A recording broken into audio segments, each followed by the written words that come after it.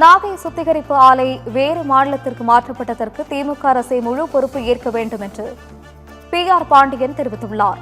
நாகப்பட்டினத்தில் தமிழக காவிரி விவசாயிகள் சங்க நிர்வாகிகள் ஆலோசனைக் கூட்டம் நடைபெற்றது.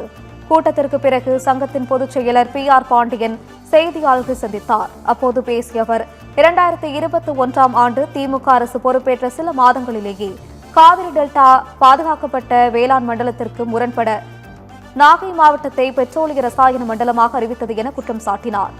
நாகை சுத்திகரிப்பு ஆலை வேறு மாநிலத்திற்கு மாற்றப்பட்டதற்கு திமுக அரசே முழு பொறுப்பு ஏற்க வேண்டும் என்றும் தெரிவித்தார்.